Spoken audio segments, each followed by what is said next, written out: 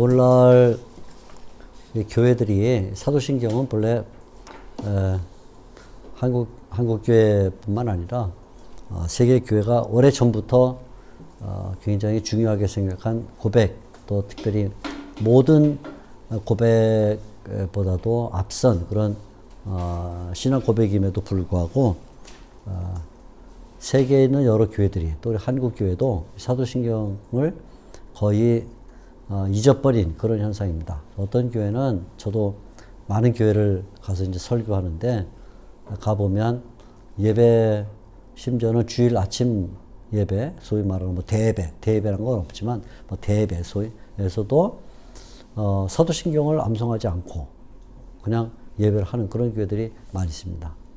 뭘 믿고 하는지도 모르겠어요. 사도신경을 고백을 안 하면. 그래서 담임 목사님에게 왜 사도신경을 고백 안 합니까? 그러면 처음 교회 온 사람들이 못 외우기 때문에 쑥스러워해서 다른 사람 다 외우는데 자기 못 외우니까 쑥스러워해서 안 한다. 뭐 이런 분도 있고, 어떤 분들은 초신자들에게 아니면 이제 막 초대받은 사람들에게 부담스러워서 부담을 주지 않으려고 안 한다. 그런 말도 있는데 제 마음속에는 그렇게 부담스러우시면 교회 문 닫으시지. 왜 이렇게 문을 열고 있나. 내가 교회 자체가 부담스러운 거 아니에요, 그죠? 교회 자체가. 제가 그런 마음을 갖는데, 사도신경을 또 암송을 한다 해도 실제로 사도신경이 그냥 예배 순서의 하나로 장식이 되고 더 이상 그 의미를 알지 않는 그런 현상은 이미 오래 깊어졌죠. 그러니까 막상 사도신경이 어떤 모양을 갖고 있냐, 또 어떤 내용을 갖고 있냐 물으면 대답하는 사람들은 거의 없습니다. 제가 지금까지 만나본 거를. 그래서 사도신경을 잘 배우고, 또 이것을 성경의 요약이니까 다른 분들한테도 잘 전달하면 본인도 유익하고, 그리고 다른 사람들도 유익하게 되겠다, 그런 생각을 갖습니다. 이제 오늘은 사도신경의 두 번째 항목 중에 예수님의 활동, 예수님께서 어떤 활동을 하셨느냐 하는 이 고백을 함께 생각을 보려고 합니다.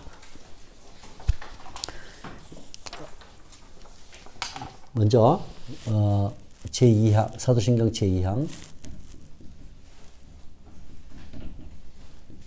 제2항은 예수님에 대한 항목인데, 그 중에 우리가 지난 시간 처음에 배운 것이 예수님의 신분, 그래서 그분이 그리스도시다 하는 것과, 또 하나님의 아들이시고 우리의 주님이시다 하는 이런 내용들을 주로 배웠습니다. 한 항목마다 다 의미가 깊은 그런 내용들을 담고 있죠. 오늘은 예수님의 신분에 이어서 그분이 어떤 활동을 했냐 하는 활동에 대한 이야기를 드리게 되겠는데요. 활동이라고 말하지만 엄격히 말하면 예수님이 실제로 병자를 고치고 무리를 걸으시고 한 그런 활동은 별로 언급이 되지를 않습니다. 어떻든 이제 전체를 우리가 활동이라 이렇게 말하는데, 예수님의 활동에 대한 이 고백은 역사적 순서를 가지고 있다 하는 것이 매우 중요합니다. 역사적 순서. 그러니까 예수님이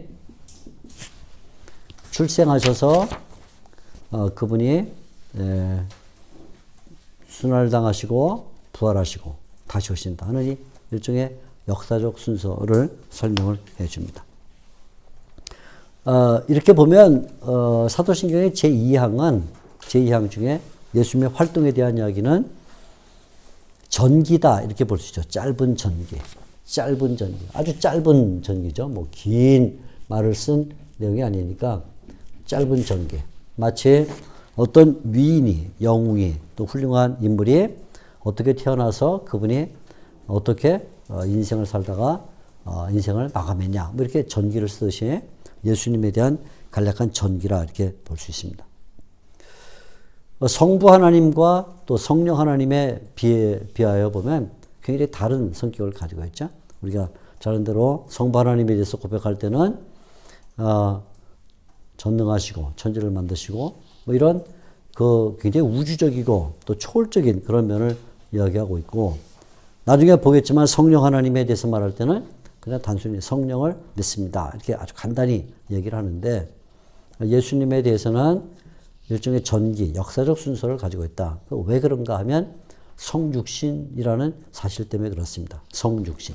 육체를 가지고 세상에 오셔서 이 세상의 육체를 가졌다 하는 말은 이 세상의 시간 흐름에 몸을 맡겼다 그런 말이죠. 이 세상의 공간의 이동에 참여하셨다. 그러니까 한편으로는 성육신했다는 말은 역사의 한 부분이 되셨다. 그런 말이죠. 역사의 한 부분이 됐다는 말은 시간의 흐름을 따라갈 수밖에 없었다. 예수님도. 또 하나는 공간의 이동할 때 그 공간을 점핑할 수는 없어요. 그러니까 예수님 예를 들어 예루살렘에 계신데 갑자기 뭐 손오공처럼 슉 해가고 갈릴리 바다에 계시거나 뭐 갈릴리 바다에 계신데 슉 하니까 예루살렘에 계시는 그럴 수는 없어요. 아시겠죠? 그러니까 역사적 인물이 됐다. 그러니까 예수님이 지금 만일에 2019년에 살고 있으면 갑자기 2030년에 가실 수는 없어요. 그죠? 2030년에 계시다가 2019년에 올 수도 없죠. 왜냐면 성육신했다는 것은 역사의 일부가 됐다는 말이고 그 말은 시간과 공간의 제약을 받는 시간과 공간의 조건을 따라갈 수밖에 없었다. 이런 말이 되어지는 것이죠. 그리고 당연히 성부에 대한 고백과 성령에 대한 고백과는 현격한 차이가 나는 그런 고백을 하게 됐습니다. 예수님의 활동, 역사적 순서를 따른 전기다. 이렇게 보게 되는 것이죠. 먼저 우리가 예수님의 활동과 관련해서 주의해야 될 것은 놀라운 것은 이 사도신경은 예수님의 선제에 대하여 고백이 없다는 거예요. 선제, 주의사항. 우리가 이 내용을 볼 때 주의사항. 첫째는 선제에 대한 고백이 없다. 선제란 말은 예수님이 이 땅에 오시기 전, 성육신하기 전에 어떤 상태에서 있냐에 대한 고백이 없어요. 예를 들면 요한복음 17장이나 이런 부분에 예수님이 기도하시면서 내가 창세전에 아버지와 함께 가졌던 영화 이런 표현을 쓰는데 창세전에 그 말은 역사가 시작하기 전에 선제 먼저 계셨다 그 말이죠. 근데 이 사도신경은 선제에 대한 고백이 없다.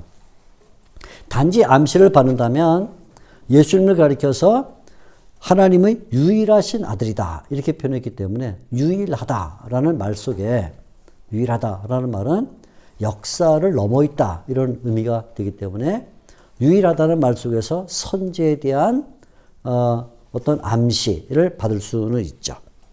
이렇게 첫째는 주의해야 될 것이 선제에 대한 고백이 없다 하는 것이고 둘째는 공생에 대한 고백이 없어요. 공생에 선제 없다. 그죠? 두 번째는 공생에 대한 언급이 없습니다. 그래서 예수님께서 예를 들어 세례자 요한에게 세례를 받으셨다. 아니면 회당에 들어가서 성전에 들어가서 장사하는 사람들을 쫓아냈다. 예를 들어 병자를 고치셨다든가 아니면 무리를 거르셨다. 오병이어 이런 유명한 사건들이 언급이 되지 않을 것입니다. 좀 특이하죠? 한마디라도 이적을 행하셨다 이랬으면 좋았을 땐 그런 고백이 없습니다. 단지 예수님이 고난을 받으셨다라는 말 속에 고난을 받으셨다는 말 속에 고난을 왜 받으셨는가 하면 그 앞에 당연히 그분의 활동, 공생애가 전제가 되죠. 유대인들과의 마찰 또 이런 바리새인 이런 율법사 등등에 대한 상당한 비판적인 그런 내용들이 그 앞에 전제되고 있기 때문에 고난을 받으셨다는 말 앞에 공생애가 전제된다. 이 정도 우리가 그저 생각해 볼 수 있어요. 여기서는 유일하신 아들이다 할 때 유일하신 아들 이런 이 표현에서 그죠? 암시를 받는다는 것과 여기는 예수님의 고난의 전제가 되기 때문에 그죠? 공생애를 언뜻 그냥 우리가 짐작을 할 수 있는 그런 가능성이 있을 뿐이죠. 자, 어떻든 예수님의 활동에 대한 이 고백은 가장 먼저 예수님의 잉태와 탄생에 대한 고백으로 시작을 합니다. 잉태와 탄생. 잉태와 예수님의 탄생에 대한 이야기로 시작을 하는데 상당히 특이하죠. 밑도 끝도 없이 예수님의 신분에 대하여 고백한 다음에 성령으로 잉태되시고 마리아에게서 나셨다. 이렇게 이야기를 하고 있습니다. 자, 이게 이 예수님의 탄생과 관련해서 흥미로운 것은 두 인격체가 언급되고 있다는 거예요. 두 인격체. 그죠? 첫째는 성령이라는 인격체, 그죠? 성령. 첫째는 성령이라는 인격체. 그 다음에 또 하나는 마리아라는 인격체가 언급되고 있다. 마리아. 이렇게. 그게 특이한 이야기가 되고 있는데, 말하자면 이런 얘기예요. 예수님의, 우리가 이라 좀. 예수님이 계신데, 예수님의 이, 출생과 관련해서 첫째는 성령님께서 역사를 하셨는데, 성령님. 여기는 성령님 잉태라는 방식으로 역사를 하셨고, 그리고 마리아는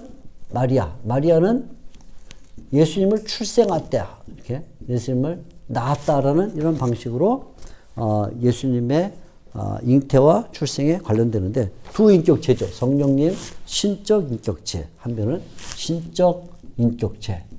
그죠? 그리고 마리아는 인간적 인격체.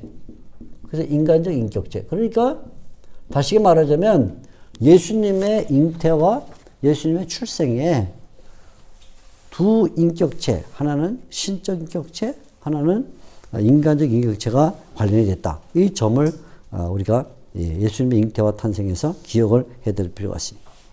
첫째로 잉태와 관련해서는 성령님께서 관련을 하셨어요. 성령님이 관련이 됩니다. 성령님. 그러니까 성령으로 잉태되었다. 그래서 우리 주 예수 그리스도를 믿사오며 할 때 성령으로 잉태되어 이렇게 말하는데 우리는 어떻게 생각하면 이 사도신경 고백에서 성령에 대한 고백이 거의 마지막에 성령을 믿사오며 거룩한 공유와 이렇게 해서 성령에 대한 신앙 고백이 거의 마지막에 나온다고 생각하지만 사실은 사도신경은 성령에 대한 고백을 예수님의 출생과 관련해서 먼저 고백을 해요. 그러니까 성령님이 두 번 사도신경에 언급되는데 가장 먼저 성령님의 어떤 활동, 성령님이 그냥 거룩하시다 끝난 게 아니라 사도신경에 성령님의 활동에 대해서 말할 때 예수님과의 관계 속에서 성령님을 말하고 있다. 그러니까 성령님을 말하는 사도신경이 예수님과의 관계를 가장 먼저 이게 언급하고 있다는 점이 굉장히 중요해요. 그러니까 우리가 요한복음이나 이런 성경에서 성령이 하시는 일이 뭐냐면 언제나 예수님과의 관계 속에서 일을 하셔요.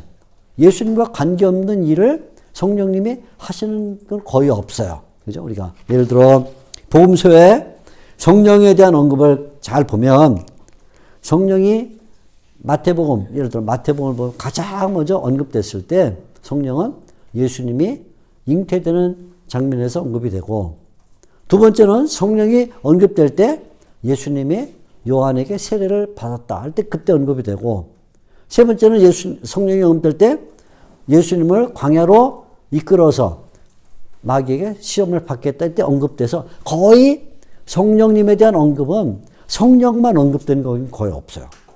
언제나 예수님과의 관계 속에서 언급된다. 그러니까 비록 이 사도신경이 지금 여기에 성령님이 예수님에 대하여 어떻게 관계냐를 다 말하지 않지만 왜 말하냐면 공생애를 말하지 않기 때문에 말하지 않지만 잉태에 관련해서 성령님이 예수님과 관계가 있다 이 말은 앞으로 성령께서 하시는 모든 일은 성령께서 하시는 모든 사실은 예수님과 관계된 일을 하신다는 거예요. 예수님과 관계된.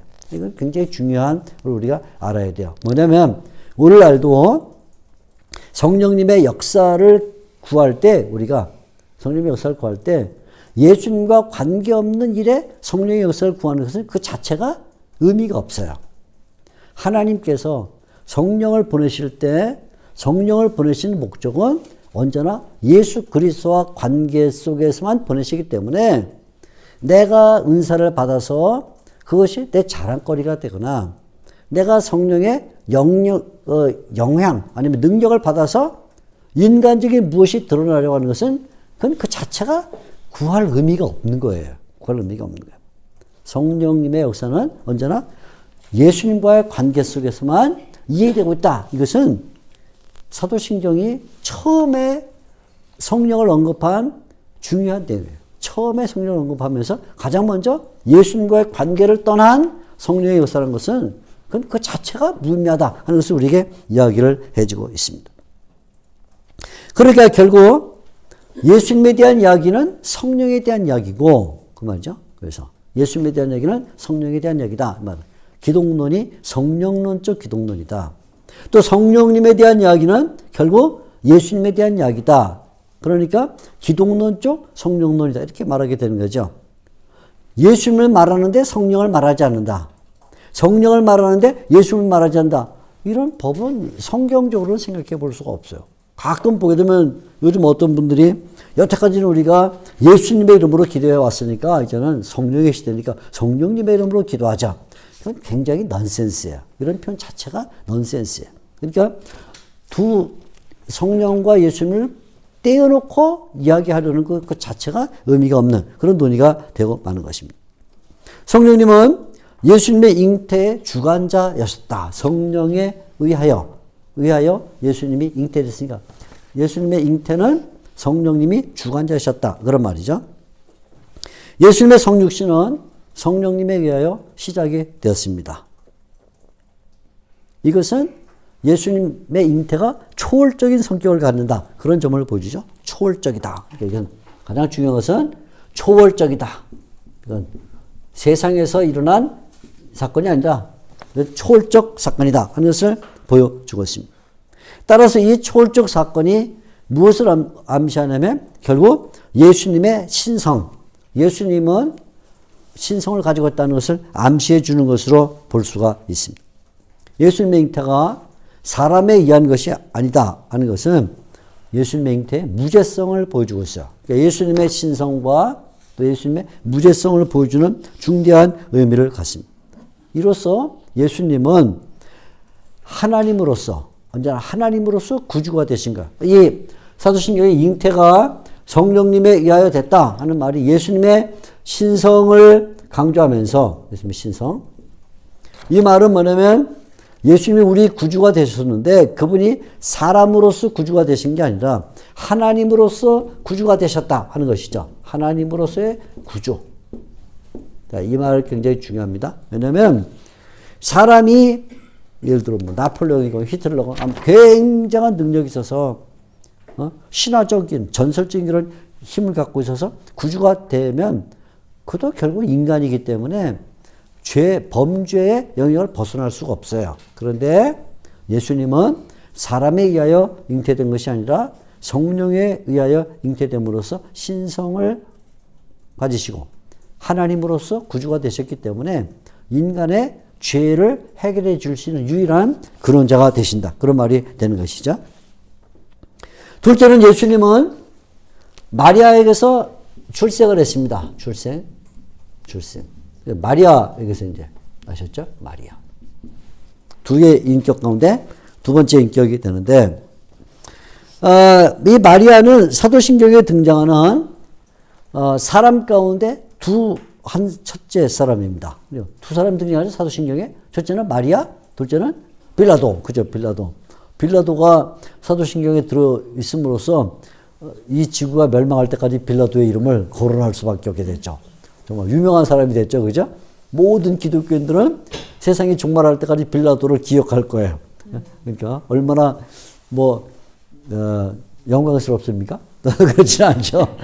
아무튼 예, 빌라도와 마리아, 마리아와 빌라도, 한 명은 여자, 한 명은 남자. 굉장히 공교로워요. 그러니까 성경이 보면 이 성비를 맞춰 나갈 때 언제나 그 세상 사람들이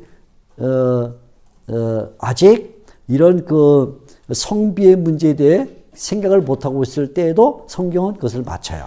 언제나 굉장한 그 성평등을 성경이 우리에게 보여주는데 사도신경이 성평등이죠. 그죠? 마리아, 그 다음 빌라도. 그죠? 그것도 마리아를 먼저 말했어요. 그죠? 훨씬 여성이 앞에 있는 게 되는데 너무 여성들 너무 좋아하지 마십시오. 아무튼 마리아, 두 인물 가운데 마리아가 첫째로 언급이 됩니다.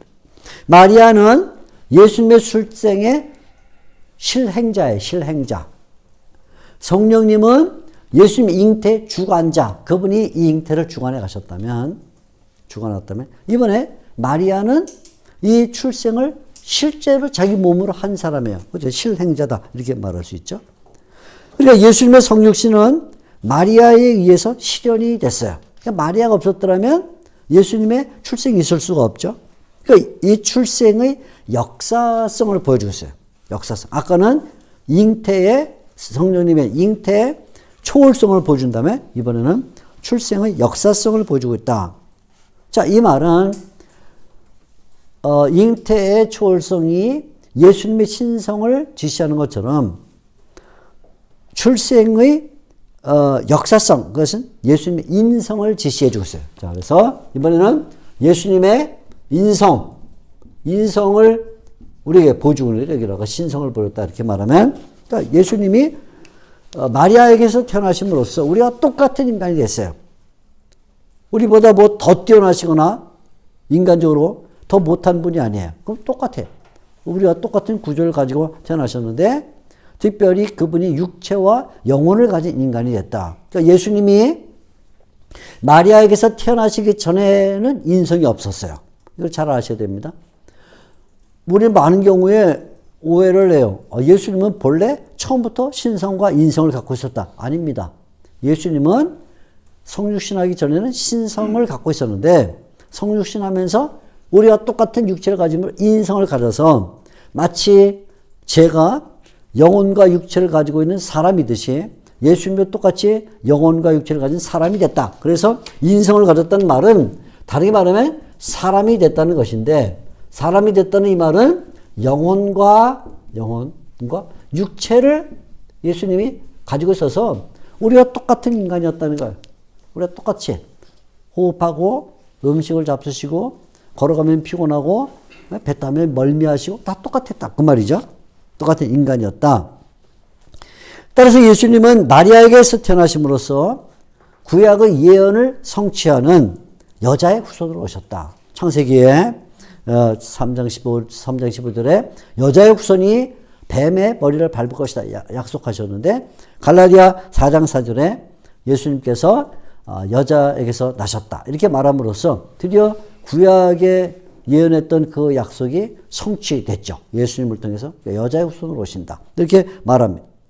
그 여자의 후손으로 오심으로써 예수님은 아까는 하나님으로서 구주가 되셨다면 이번에는 사람으로서 구주가 되신 거예요. 사람으로서 구주가 되셨다. 자, 이 말은 우리가 이 둘을 비교해 보게 되면 성령으로 잉태돼서 신성을 가지고 있고 마리아에게서 출생해서 인성을 가지고 있기 때문에 한편으로는 예수님이 신으로서, 하나님으로서 인간의 문제를 해결할 수 있는 모든 충분한 능력을 가지신 분이 되고, 다른 한편으로 마리아에게서 인성을 받으심으로써 예수님은 사람이시기 때문에 인간의 비참과 연약함을 완벽하게 하나님께 보일 수 있는 분이 됐다. 그러니까 하나님으로서 인간을 완전히 구원할 수 있는 조건을 갖춘 것이고, 인간으로서 하나님께 인간의 비참함과 죄의 문제를 완전히 내놓을 수 있는 분이 됐다. 그러니까 만일에 예수님이 신성만 있다 그러면 인간의 비참함을 모르는 게 되는 거고, 예수님이 인성만 있다 그러면 예수님에게 사람을 구원할 능력이 없게 되는 거예요. 그러니까 신성과 인성을 나란히 가져야 됐다 하는 말이죠. 게다가 마리아는 동정녀다 이렇게 말함으로써, 동정녀 말은 예수님의 출생은 남자에 의한 것이 아니다 그런 말이죠. 그래서 앞에서 성령의 잉태가 예수님의 무죄성을 보장한다면 마리아가 동정녀다 하는 이 말은 예수님께는 죄의 유전이라는 것이 없다 하는 것을 말해주는 중요한 성격을 가진 거예요. 그래서 여기는 무죄성을 말한다면 무죄성, 여기는 죄의 유전, 죄 유전을 거절하는 것이 되는 거죠. 무죄성을 인정하는 것과 죄 유전을 거절하는 것이 됐다 이렇게 볼 수 있습니다. 여기서 한 가지 중요한 것은 예수님이 잉태되시고 출생하셨다 하느니. 그래서 육체를 가셨다 이 말은 육체를 가셨기 때문에 드디어 예수님이 고난과 죽음을 실제로 맞이한분이 될 수 있다는 전제가 마련된 거예요. 만일 예수님께서 잉태되고 출생되지 않았더라면 예수님의 고난은 그냥 그림자가 돼요. 그죠? 우리가 예를 들어 영화 보면 뭐 예수님에 대한 뭐 이런 영화들 있죠. 가끔 보면 그런 영화들 보면 십자가 달아서 예수님이 막 고통당하고 막 군인이 와서 창으로 찌르 그러면 관객들이 우리 영화 보는 관객들이 막 눈물 흘리잖아요. 여러분 강팍하시니까 이제 안 흘리시는데 보통 사람들은 다 눈물 흘려요. 그걸 보면 우리 예수님이 너무 아멘 아멘 그러고 뭐 숨 닦고 그러는데 영화 딱 끝나면 그냥 스크린이야. 스크린 그죠? 네. 거기 가서 예수님이 십자가에 달려서 영화에 지금 영화에 막 피 흘릴 때 가서 만지면 피가 묻어요 안 묻어요? 안 묻습니다. 그죠? 안 묻어요. 왜? 그거는 육체가 없기 때문에 만일에 예수님이 잉태와 출생이라는 조건으로 육체를 갖지 않았더라면 예수님이 고난당하셨다는 것은 그냥 영화밖에 안 되는 거예요. 영화. 그런데 영화가 아니에요. 스크린이 아니라고요. 왜? 그분이 육체를 가셨다. 육체를 가셨기 때문에. 그래서 육체를 가셨다는 말은 바로 그 다음에 나오는 순환을 위한 전제예요. 순환을 위한 전제. 순환은 실제였다. 순환은 예수님 육체로 당하신 그 역사적 사건이었다를 보장해 주는 것이죠. 성육신이 없으면 육체의 고난도 죽음도 없는 경우가 되고 만다. 이 말이죠. 그래서 바로 이 잉태와 탄생을 전제로 해서 그 다음에 순환에 대한 이야기가 비로소 나올 수 있다. 순환. 순환에 대한 이야기가 나오는 것이죠. 순환. 우리는 본디오 빌라도라는 이름을 기억을 합니다. 본디오 빌라도에게 고난을 받으사 이렇게 말하는데 예수님의 순환에 본디오 빌라도라는 인물이 언급이 되고 있습니다. 사도신경은 예수님의 활동을 언급하면서 엄격히 말하면 처음에 새 인격체를 말해주고 있어요. 누굴 말하죠? 처음에 성령님. 그걸 말했죠? 성령님. 성령님에 의하여 잉태되셨다. 두 번째 인격체는 출생을 위해서 마리아가 언급이 됩니다. 마리아. 그죠? 그 다음에 세 번째는 빌라도가 나와요. 빌라도 이렇게. 그러니까 잘 보면 성령님은 잉태. 그죠? 마리아는 출생. 그 다음에 빌라도는 고난의 주역이 되죠. 고난. 이렇게 말하고 있는데, 새 인물이 나오는데, 새 인격체? 이게 새 인격체가 언급이 되는데, 근데 놀라운 것은 이렇게 새 인격체를 언급을 했습니다. 새 인격체를 언급을 했는데, 놀라운 것은 이 새 인격체 중에 세 번째 사람은 뭐의 시작점이냐면 예수님의 고난의 시작점이에요. 그래서 빌라도의 고난을 받으신 다음에 예수님이 십자가에 달리시고 그 다음에 죽어요. 그 다음에 죽습니다. 죽으심이 나오는데 결국 빌라도라는 인물은 뭐냐면 이 십자가의 죽으심으로 나가는 순환의 시작점이에요. 이렇게 순환의 시작점. 그러니까 사도신경이 굉장히 교묘한 구조를 가지고 있는데 어떤 구조를 갖고 있냐면 먼저 새 인격체 성령님, 마리아, 빌라도를 언급해서 언뜻 보면 새 인격체가 각각의 역할을 하는 것처럼 보이는데 마지막 빌라도에게는 순환의 시작점으로 예수님에게 고난을 주고 결국 그분이 십자가를 죽게 하는 단계에 들어있어서 빌라도의 역할은 한편으로는 성령님과 마리아와 그 다음에 빌라도는 한 묶음이 되면서도 생격체 또 한편으로는 예수님이 당하실 고난, 예수님의 고난의 시작점이 되는 이러한 구조로 마치 새 인격체 속에 순환이 끼어들어 있는 것 같은 이런 구조를 가지고 있다. 이런 말이죠. 그래서 빌라도는 앞에 두 인격체와 짝을 이루면서 두 인격체가 짝을 이루고 있죠. 이루면서 다른 면에서 뒤에 이어지는 예수님의 고난의 시작점으로 소개가 되고 있습니다. 그래서 예수님의 탄생에 고난이 이렇게 짜여 들어가 있는 것 같은 그런 방식으로 탄생과 순환을 연결시키고 있어요. 탄생과 순환을 연결시키고 있습니다. 자, 예수님이 인간으로서 육체를 가지신 인간으로서 맞이하신 순환이 세 가지로 설명이 되고 있습니다. 첫째는 가장 먼저 어떤 일이 벌어졌냐면 빌라도에게 고난을 받았다. 빌라도에게 고난을 받았다. 이렇게 나오죠. 고난당하심. 제일 처음에 빌라도에게 고난당하심. 이렇게 말합니다. 빌라도에게 고난을 당했다는 것은 예수님의 순환이 역사의 일부였다 하는 것을 우리에게 보여주고 있어요. 빌라도가 역사적 인물이었기 때문에 예수님이 빌라도에게 고난받은 것은 그 자체가 역사의 일부였다. 그런 말이죠. 사도신경은 예수님의 활동에서 새 인격체를 등장시켜서 세 가지 사실을 드러내려고 하고 있습니다. 성령님을 등장시켜서 예수님의 신적 유래, 여기 신적 유래를 보여주고, 신적 유래. 이렇게. 마리아를 등장시켜서, 마리아를 인간적 동질성. 이 마리아를 등장시키면서 인간적 동질성. 똑같이, 우리와 똑같은 사람이 됐다는 인간적 동질성을 보여주고, 그리고 세 번째는 빌라도를 등장시킴으로써, 빌라도를 등장시켜서, 빌라도는 이제 순환을 받게 되는데, 빌라도를 등장시켜서 역사적인, 역사성을 보여주죠. 역사성, 세상의 적대감을 보여주고 있어요.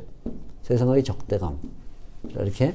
그러니까, 이 사도신경이 예수님의 활동에 대하여 처음에 연거푸 세 인격체, 성령, 마리아, 그리고 빌라도 이렇게 함으로써 성령을 등장시킴으로써 예수님의 신성, 동시에 신적 유래, 그죠?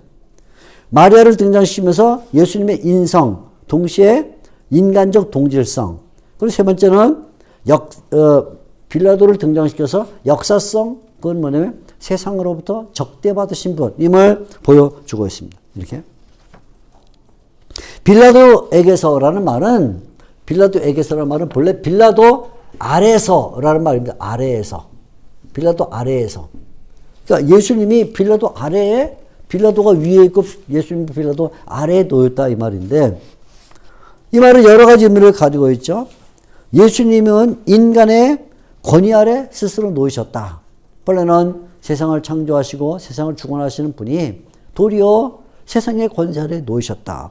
그분의 겸손함과 그분의 낮아지심을 보여주면서 한편으로는 세상의 권세를 인정해주는, 비록 고난을 가하는 그런 세상임에도 불구하고 거기에 예수님께서 순응하시는 모습을 보여주고 있죠.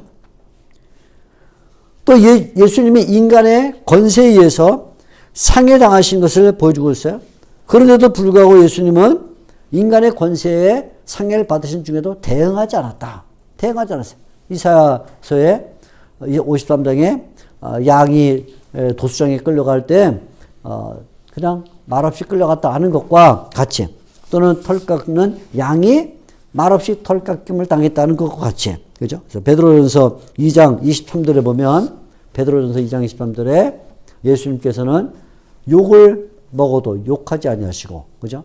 보복하지 않은 분이다 이렇게 말함으로써 세상 권세를 순종하며 받아들였다, 그런 말이죠. 빌라도 아래에 있었다는 말은 하나님이 인간에게 고난을 당했다 하는 말입니다. 그게 역설이죠. 어떻게 하나님이 인간에게 고난을 받을 수가 있는가?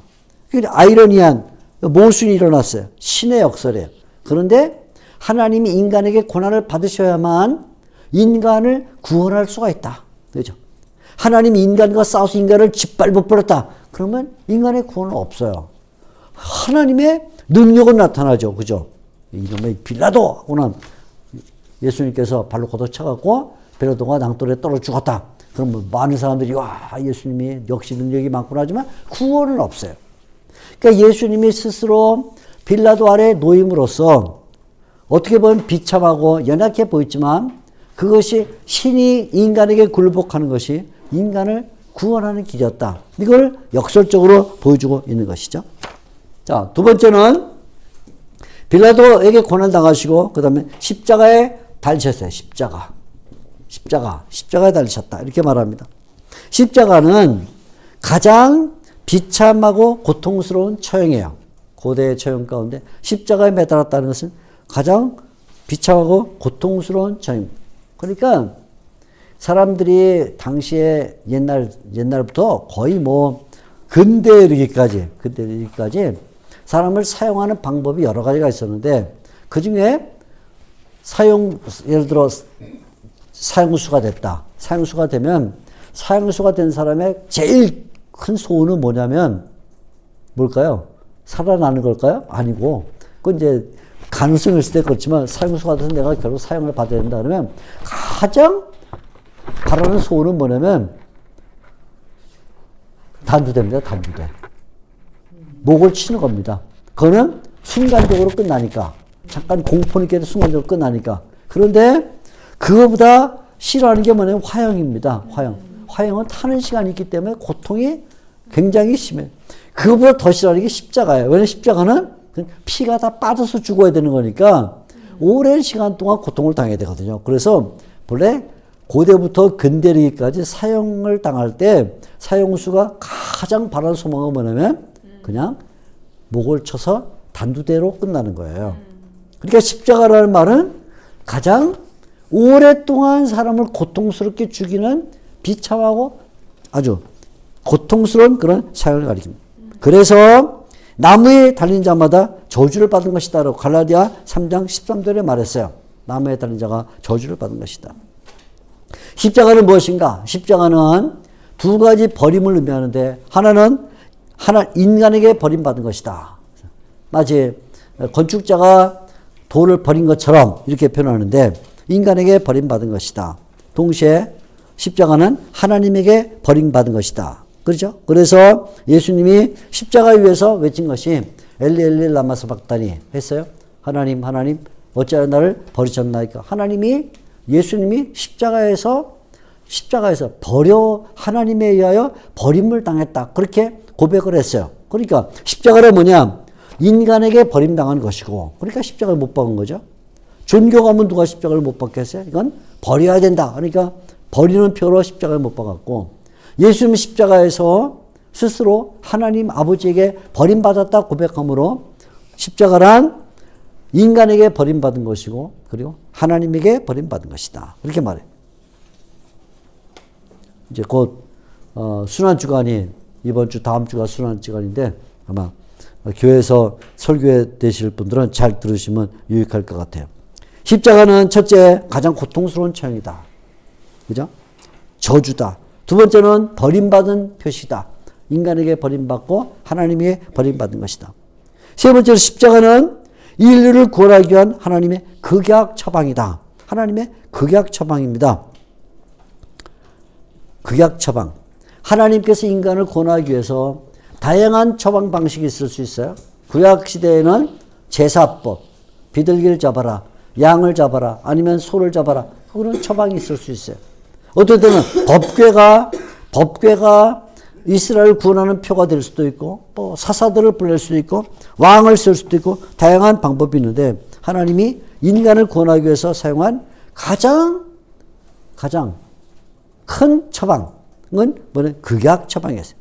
이 극약 처방은 두 가지 의미를 갖고 있는데, 인간의 죄악이 얼마나 극심한가 하는 것을 보여주고 있어요. 우리는 잘 알죠? 모든 약은 병에 맞게 쓰는 거예요. 그죠? 감기에 걸렸으면 감기약을 먹는 것이고, 의사가 감기약을 처방하죠? 감기 걸렸는데, 뭐, 폐암약을 준다든가, 그건 뭐 아주 돌팔이 의사, 돌팔이도 아니라 그거는 그 정말 자격을 의심해야 되죠? 그죠? 내가 콧물 감기 걸렸으면 의사가 콧물 감기 약을 줘야 되는데, 당신 안 되겠어. 당신은 폐암약을 좀 먹어야겠어. 이러질 않아요. 거꾸로, 폐암에 걸렸으면 폐암약을 줘야 되는데, 감기약 주지는 않아요. 그것도 돌팔이에요. 둘 다 돌팔이에요. 그죠? 극심한 병에 걸렸는데, 약한 약을 줘도 돌팔이. 그죠? 작은 병에 걸렸는데, 큰 약을 줘도 돌팔인데, 모든 약은 그 병의 정도를 나타내는 거예요. 그죠? 그러니까 제가 예를 들어서 병원을 갔는데 선생님이 저에게 기관지염에 대한 약을 줬다. 그럼 제가 기관지염을 걸렸다는 얘기예요. 하나님이 인간을 구원하기 위해 예수님을 십자가에 달은 약을 줬다는 그 말은 인간이 그 약이 아니면 구원받을 길이 없어서 그만큼 인간의 죄악이 악질이었다는 게 인간의 죄악이 그만큼 악독했다는 걸 보여줘요. 첫째는 극약 처방인데 두 번째는 하나님의 극약 처방은 하나님의 사랑이 얼마나 위대한가 하는 것을 보여주고 있어요.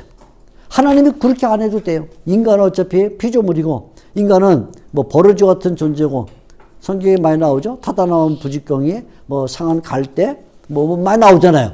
버러지 같은 야곱아. 근데 누가 상한 갈대를 위해서 꺼져가는 심지를 위해서 그죠? 버러지 같은 인생을 위해서 자기의 몸을 베어주는 사람이 어디 있어요? 그죠? 하나님이 아들을 내놨다는 것은 이건 극약 처방이에요. 극약 처방. 굉장한 처방을 내리셨어요. 자, 이 말은 자 보세요. 그러니까 십자가는 첫째 뭐냐? 십자가는 이것은 저주, 비참함과 아주 가장 비참한 형벌이다. 비참한 형벌이라는 걸 보여주고 형벌. 두 번째는 이것은 버림을 내버림을 뜻한다. 사람에게 내버림 당했고 동시에 하나님에게 내버림을 당했다. 세 번째, 이것은 하나님의 극약 처방이다. 극약 처방. 하나님의 극약 처방. 근데 두 가지를 의미한다. 첫째는 인간이 얼마나 죄가 깊으면 하나님이 이 약을 써야 되는가 하는 것과 하나님이 그때 이 약을 안 써도 되는데 이 약을 쓸 정도로 하나님의 사랑이 깊었다 하는 것. 인간의 죄의 극심함과 하나님의 사랑의 위대함을 보여주면서 동시에 하나님이 범죄한 인류를 위해서 하나님의 아들을 내어줬다는 것은 뭘 의미하냐? 그것은 하나님의 어리석음을 의미하는 게 하나님의 어리석음. 우리가 고린도 전서를 읽어보게 되면 고린도전서 1장에 십자가의 도는 멸망하는 자들에게는 어리석은 것이요 구원을 얻는 우리에게는 능력이라 이렇게 말했어요. 유대인에게는 꺼리끼는 것이고 헬라인에게는 미련한 것이지만 우리에게는 능력이다. 구원을 이루는 능력이다 그랬는데 세상 사람들이 보면 상식적으로 보면 이것은 정말 어리석은 거예요. 어리석은 거. 그죠? 예를 들어 제가 뭐 길을 가는데 좌판에 어떤 할머니가 들에서 땄다고 쑥을 뭐 한 묶음 갖다가 팔고 있는데 아무도 안 사가서 하루 종일 놨는지 아무튼 저녁 때 되니까 쑥이 다 시들어서 팔고 있는데 제가 가서 할머니가 하루 종일 아무것도 못 잡수신 것 같아서 나라도 사가야겠다 하고서 가서 제가 묻습니다. 할머니 이 쑥값이 얼마요? 그러니까 제가 묻습니다. 1,000원만 주세요 하고 말했습니다. 사람들이 구경을 합니다. 저 신사가 뭘 하려고 저걸 묻고 있나? 저거 끓여 먹지도 못하겠는데 다 말라갖고 하루 종일 있으니까 제가 할머니한테 지갑을 열어갖고 100만 원을 주면서 할머니 제가 사갈게요 하면 주위 사람들이 뭐라 할까요? 미쳤구나 그러겠죠. 저를 정신 나갔구나. 누가 저를 제정신으로 보겠어요. 그죠? 예? 쑥 한 묶음. 예. 그것도 말라버린 쑥. 그죠? 먹지도 못할 쑥을 1,000원이라도 1,000원 줘도 아까운데 100만 원을 주면서 제가 그걸 사면 주위 사람들이 뭐라 그랬어요? 어리석다 그러지 않겠어요? 마찬가지로 하나님께서 인류 타다남은 뭐 부직경이 꺼져가는 심지어 어쩌고저쩌고 하는 버러지 같은 인류 그냥 놔둬도 아무 상관없는 그냥 멸망하고 말 인류를 위해서 하나님의 아들을 십자가에 달았다는 것은 세상 사람들이 볼 때 너무나 어리석은 거예요. 철학을 자랑하는 헬라인들이 볼 때는 이런 비상식적인 이렇게 비논리적인 일이 있을 수가 있는가? 이건 일어날 수가 없는 일을 했다고? 미련하다. 하나님 미련하다. 하나님께서는 세상 사람들이 미련하다고 하는 것을 감내하시면서 달갑게 받으시면서 하나님의 아들을 내주셨다. 하나님이 구원을 이루기 위하여 하나님의 아들을 내주신 것은 세상 사람에게 미련하고 꺼리끼는 방식이지만 하나님이 구태여 그 방식을 택했다. 십자가. 그걸 택했다는 거예요. 그것이 뭐예요? 하나님이 밀어내지 않았으면 우리에게는 아무 은혜가 없어요. 하나님이 마치 그 할머니가 제가 미련해졌기 때문에 은혜를 받는 것처럼 하나님이 미련해졌기 때문에 미련해지셨기 때문에 그것이 우리의 은혜인 거죠. 그 십자가는 하나님의 어리석음을 보여주고 있다 하는 말이죠. 세 번째는 예수님께서 첫째, 고난당하시고 빌라도, 두 번째 십자가, 세 번째는 예수님이 죽으셨다. 세 가지의 순환을 말하는데 육체로 당하신 순환, 육체 아직 영혼이 같이 있었던 상태, 육체로서 당하신 순환의 마지막은 예수님이 죽으셨다. 죽음은 무엇입니까? 죽음은 영혼과 육체의 분리예요. 영혼과 육체의 분리. 제가 분리가 됐어요. 자, 우리 앞에서 마리아에게서 잉태됐다, 출생했다고 말할 때는 예수님이 지워버렸지만 육체와 영혼을 받았다. 인성을 받았다 그랬어요. 그러니까 출생해서 생명을 얻었을 때 인간으로서 영혼과 육체가 있었는데 이제 죽음에 도달했다는 말은 예수님이 영혼과 육체가 분리됐다 그래. 그래서 예수님께서 십자가에 달려서 맨 마지막에 그렇게 말씀하셨어요. 내 영혼을 아버지 손에 맡기나이다. 그러면서 예수님이 자기의 영혼을 내주셨다 그렇게 말해요. 예수님이 자기의 영혼을 내주셨을 때 예수님이 영혼을 내주시는 순간 그분의 육체는 십자가에 달려있고 그분의 영혼은 떠난 거예요. 그게 죽음이에요. 그래서 예수님이 십자가에서 드디어 운명을 하셨습니다. 예수님은 순환에서 영혼과 육체 분리를 경험을 했습니다. 영혼과 육체의 분리를 경험했습니다. 인성이 파괴가 된 거예요. 네. 인성을 받으신 분이 인성을 완전히 파괴하시고 이렇게 해서 예수님은 정상적인 인간의 최후를 맛보셨어요. 인간이 정상적으로 가져야 될 그 길의 최후를 맛보셨고 인간으로서 가지는 모든 소망이 사라지게 됐습니다.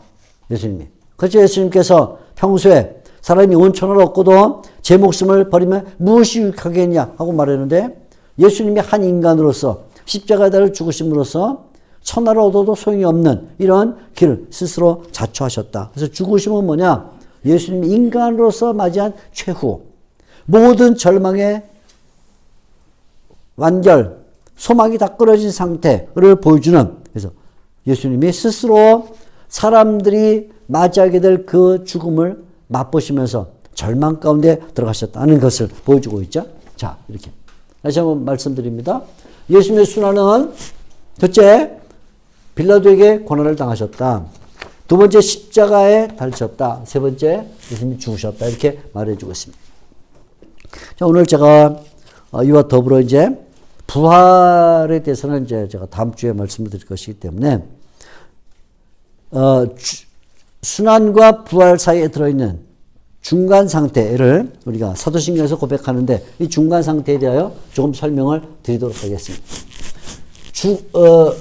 잉태, 그 다음에 출생, 그 다음에 순환, 그리고는 부활로 이루어지기 전에 그 사이에 중간 상태라는 것이 있어요. 중간 상태.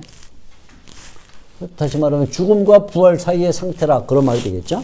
죽음과 부활 사이의 상태. 세 번째, 예수님의 활동 가운데 중간 상태가 있는데 중간 상태. 이 중간 상태에 대해서 사도신경은 두 가지를 고백을 하고 있어요.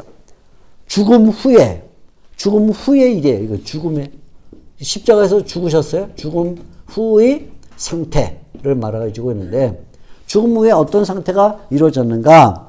두 가지 중간 상태를 말하는. 첫째는 예수님이 장사되었다. 이렇게 장례됐다 그 말이죠. 무덤에 들어갔다는 말입니다. 무덤에 들어감을 말하는 무덤에 들어갔다.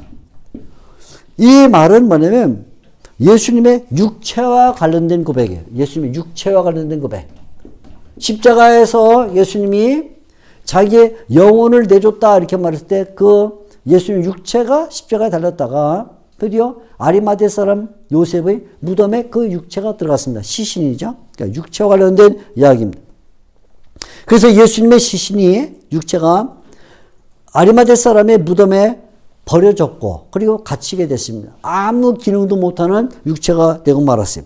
그래도 예수님이시니까 죽은 후에도 좀 손가락 움직이시겠지. 그런 생각하면 안 돼요. 아무 기능을 못하는 그런 시신이 되고 말았습니다. 다시 살아날 가능성이 없다 그 말이에요. 무덤에 갇혔다는 말은 장례를 했다는 말은 다시 살아날 가능성이 없다. 그죠? 예를 들어 요한복음 11장에 보면 나사로에 대한 얘기가 나오는데 예수님께서 나사렛 무덤에 오셨을 때 그 누이들이 하는 말이 이미 무덤에 갇힌 지가 나흘입니다. 그 말은 무슨 말이에요? 예수님 오셔도 소용없어요. 다시 살아날 가능성이 없습니다라고 말하는 것과 똑같이 예수님 나사로가 무덤에 갇힌 것이 살아날 가능성이 없는 것과 똑같이 예수님이 무덤에 갇힌 것은 살아날 가능성이 없다. 그런 말이죠. 그래서 예수님의 죽음이 완결됐다 하는 말이에요. 장례했단 말은 예수님의 죽음이 끝났다. 완결됐다. 더 이상 기다릴 게 없다. 이제 남은 것은 뭐냐? 남은 것은 하나밖에 없는데 그 시신이 썩는 것밖에 없어요. 그래서 사도행전 2장 27절에 보면 다윗의 글을 인용하다가 예수님을 썩을 자리에 두지 않으셨다 이렇게 말하는데 그 말은 실제로 썩을 수밖에 없는 상황이었다는 것을 암시해 주고 있는 것이죠. 6절에 볼 때 예수님은 인간의 최종적인 비참함에 처하신 것이다. 예수님 육체로 보면 무덤에 갇히심으로써 최종적인 비참함에 갇히게 되었다. 아무 소망이 없게 됐다. 육체가 무덤에 갇혔다. 이 말이죠. 첫째입니다. 중간 상태. 육체와 관련해서는 무덤에 있었다. 두 번째는 강하를 말해. 지옥 강하. 보통 이렇게 말해요. 지옥 강하. 좀 정확하게 쓰면 지옥 강하. 지옥 강하. 우리가 지금 한국교회가 외우는 이 사도신경에는 지옥 강하에 대한 얘기가 없어요. 그래서 십자가에 달리시고 그다음에 죽으시고 장사되었다가 사흘 만에 그래서 중간에 딱 빠졌지만 사실은 전통적으로 이 지옥 강하에 대한 고백이 뭐 세계 모든 교회가 사실 다 고백해요. 세계 모든 교회가. 근데 한국 교회는 뭐 때문에 안 하는지 모르고 요즘은 이제 각주를 달아서 찬송가에도 보면 각주 달아갖고 지옥에 내려가셨다가 또는 음부에 내려가셨다가 있음 뭐 이렇게 이제 표현하고 있는데 이게 우리나라도 처음부터 없었던 건 아니에요. 우리나라도 기독교가 처음에 들어왔을 때는 들쑥날쑥했어요. 어떤 교파에서는 놓다가 어떤 게 뺐다가 또 그걸 또 놓다가 뺐다가 뭐 이러다가 결국은 이제 근자에 들어와서는 다 그걸 빼버려서 사도신경에서 아예 외우지를 않죠. 왜 그걸 빼느냐? 해석에 자신이 없어서 그런 거예요. 서로 해석이 좀 다르기 때문에 그런데 아무튼 제가 조금 설명을 드리려고 해요. 음부에 내려가셨다. 이것은 장사는 육체와 관련된 것이라면 이 지옥강은 영혼과 관련된 예수님의 영혼과 관련된 것이다. 이렇게 볼 수 있어요.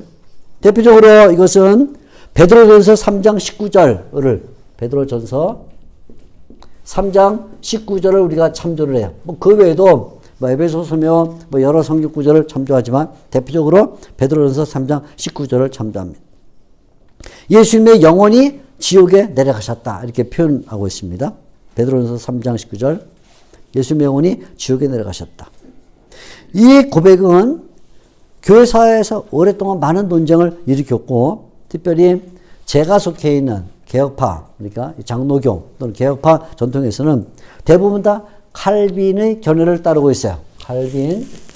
칼빈의 견해를 따라서 이 해석을 하는데 칼빈은 어떻게 해석하냐면 예수님께서 지옥에 내려가셨다 또는 음부에 내려가셨다 이 표현은 정말 역사적으로 그런 일이 벌어졌다는 것이 아니라 예수님이 겟세마네 동산에서 아니면 십자가에서 당한 그 고난이 너무 극심해서 그 심적, 그 육체적 고난이 너무 깊어서 마치 지옥에 내려간 것 같은 그런 상태였다.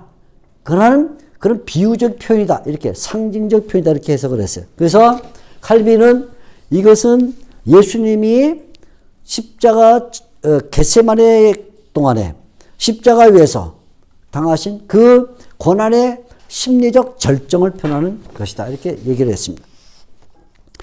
칼빈의 해석을 지금도 많은 개혁파 교회들이 따르고 또 개혁파 신학자들이 따르고 있어요.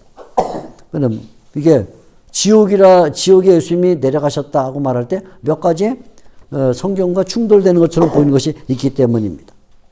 그런데 이 칼빈이 이렇게 해석하면서도 스스로 고민을 하는 것은 뭐냐면 그럼 왜 이것을 죽음 다음에 났나? 죽음 다음에. 죽었으니까 아까 말했죠. 장사됐잖아요. 장사되면 어때요? 아무 감정도 없어요. 그죠? 느낌도 없어요. 여러분 혹시 뭐 장례 지내는데 사람 임종하는 자리에 가 보셨습니까?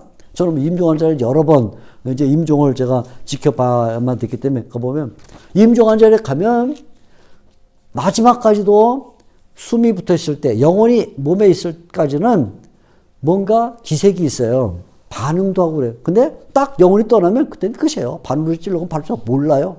그럼 예수님이 고백의 지금 순서가 장사되고 지옥강화 됐다. 그 말은 이제 감정이 없는 상태가 됐는데 느낌이 이제 여기에서 심리적인 감정을 여기다 놓는 것이 순서에 맞냐라는 문제가 생겼어요. 그럴 바엔 차라리 이 내용을 어디다 놓아요? 어디다가 빌라도에게 고난을 당하는 그쯤에 빌라도에게 순환을 당하사 그런데 그때 그것은 지옥에 되는 것 같았고 그래서 십자가 달리셨고 그 다음에 장례 이래야 맞는데 여기 이제 문제가 생긴 거죠. 그래서 칼빈의 후계자이면서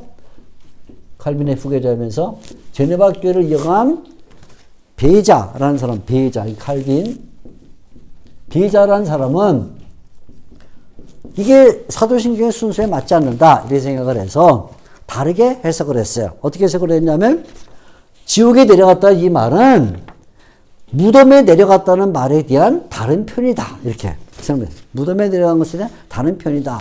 장사되고 그 다음에 음부에 내려갔다 그 말은 무덤에 내려갔다는 말을 그냥 한 번 더 자세하게 설명한 것이다 이렇게 해석을 했어요.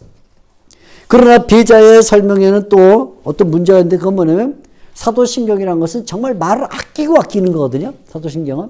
왜냐면 정확하게 고백을 하고 짧은 시간에 고백을 해야 되니까 말을 최대한 아끼는데 무엇 때문에 했던 말을 또 하냐 그 말이죠. 그죠? 그럼 한마디로 줄여서 하고 말지. 그죠? 왜? 이 사도신경의 최대 장점은 간결성인데 간결성을 망치는 반복을 할 필요가 뭐가 있냐? 왜? 배자의 설명에 문제가 생겼어요. 그래서 어떤 사람은 이건 이제 청교도 시대에 나오는 사람들인데 이런 많은 논쟁 끝에 펄킨스라는 사람, 펄킨스라는 사람과 그다음에 에임즈라는 사람이 에임즈입니다. 에임즈라는 사람 다 청교도 신학자들이에요. 청교도 신학자들은 어떻게 생각했냐면 이것은 예수님이 죽음의 권세 아래 놓여 있는 것을 그래서 그분이 전인적으로 장사가 된 전인적으로 아무런 능력도 발휘할 수 없이 완전히 죽음의 권세 아래 놓여 있는 것을 표현하는 말이다 이렇게 해석을 했어요.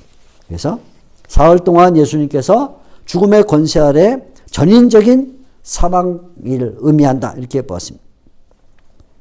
근데 이 해석은 굉장히 좋은 해석임에도 불구하고 한 가지 문제점은 정말 그런 목적으로 말했더라면 왜 이렇게 오해를 불러일으킬 수 있는 이런 우회적인 표현을 사용했는가? 차라리 그냥 장사되었다가 3일 동안 지옥의 죽음의 권세에 굴복하셨고 이러면 그냥 간편한데 그잖아요. 뭐하러 이렇게 우회적으로 말해서 오히려 많은 논란과 혼선을 일으키게 했냐 하는 문제점을 가지고 있게 된 것이죠. 그래서 이제 우리는 이렇게 생각을 해보는 거예요. 이 지옥강화는 성경이 보여주는 사실이다.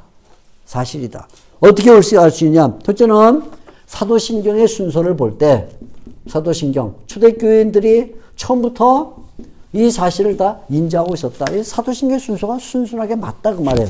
억지로 맞춰보려고 할 필요가 없이 그대로 맞다. 하나는 예수님의 육체의 문제를 다뤘고 하나는 예수님의 영혼의 문제를 다뤘다. 사도신경의 문제가 맞다 하는 것과 또 하나는 예수님의 신성의 편재성을 생각할 때 신성의 편재성. 신성이란 말은 편재성을 의미할 때 예수님이 십자가에 달린 강도에게 오늘 네가 나와 함께 낙원에 있으리라. 그래서 낙원에 있다면 어떻게 음부에 있을 수 있냐 이라는 말이거든요. 칼빈이 특별히 중요하게 생각했던 반론은 어떻게 예수님이 오늘 나와 낙원에 있으리라 그랬는데 낙원에 있는데 어떻게 음부에 있을 수 있냐, 이건 맞지 않냐라고 말했지만 신성의 편재성을 얘기한다면 사실은 예수님에게는 영혼의 문제에 있어서 음부의 경계란 것은 이미 의미가 없어요. 그러니까 예수님은 낙원과 음부에 동시에 계실 수 있는 가능성이 있다, 이렇게 보는 것이죠.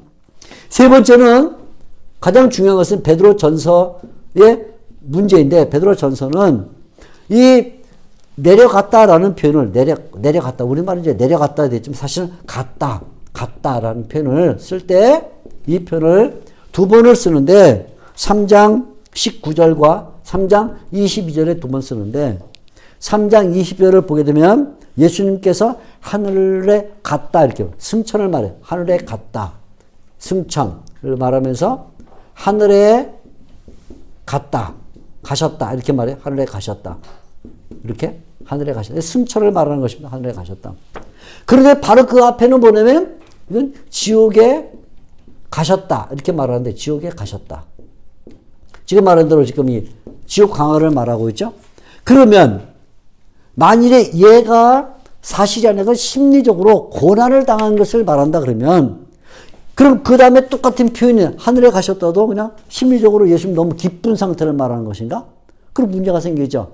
한 단락에서 똑같은 단어를 두 번 썼을 때는 같은 의미여야지 다른 의미가 될 수가 없다. 그러면 예수님이 하늘에 가신 승천이 사실이라면 예수님이 지옥에 가셨다는 것도 사실로 해석하는 것이 가장 성경 해석의 바른 해석이 된다, 그런 말이죠. 그러므로 결국은 예수님이 지옥에 가신 것은 사실이다. 그런데 예수님이 왜 지옥에 가셨냐? 베드로전서 3장은 3장 19절은 예수님이 지옥에 가신 이유는 선포하기 합니다. 선포라는 말은 선포. 이 선포하기 합니다라는 말도 선포라는 단어는 본래 어떤 의미에 쓰였냐면 상대방이 반응이 어떻든지 간에 항상 뭔가 좋은 이야기를 할 때 썼어요. 이건 말입니다. 그러니까 예를 들어 세례자 요한이 요단강에서 세례 줄 때 많은 유대인들과 바리새인이 나왔습니다. 그들에게 선포를 했습니다. 선포했을 때 바리새인과 유대인들이 안 받아들였어요. 그것도 요한은 선포를 해요.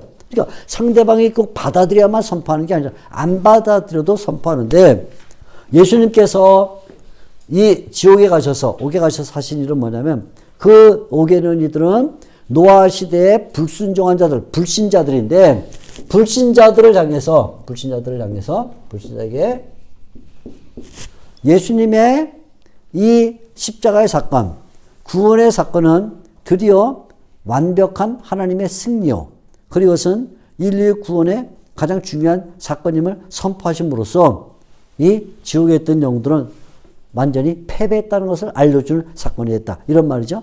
예를 들면 이렇게 말할 수 있습니다. 연합군이 노르망디의 상륙작전 이후에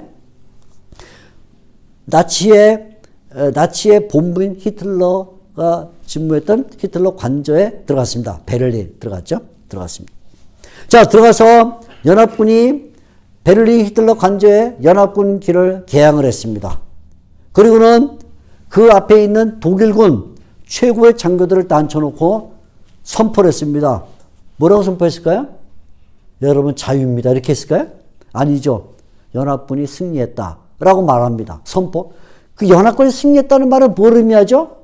독일군의 완벽한 패배를 의미하는 거예요. 그러니까 예수님이 옥에 가신 것은 그 옥에 있는 자들을 구원하러 가신 것도 아니고 그들에게 회개의 기회를 주신 것도 아니고 뭐냐? 가서 하나님의 구원의 승리를 말함으로써 듣는 그쪽에서는 완벽한 패배를 맛보게 만드는 것이었다, 그 말이죠. 그러니까 예수님이 옥에 가셔서 이 일을 하는 것이 정당했다, 이런 말이에요. 그러니까 우리는 중간 상태로 두 가지를 고백하는데, 첫째는 예수님이 육체로는 그 시신이 무덤에 갇혀 있었지만 영혼은 옥에 가셔서 뭐예요?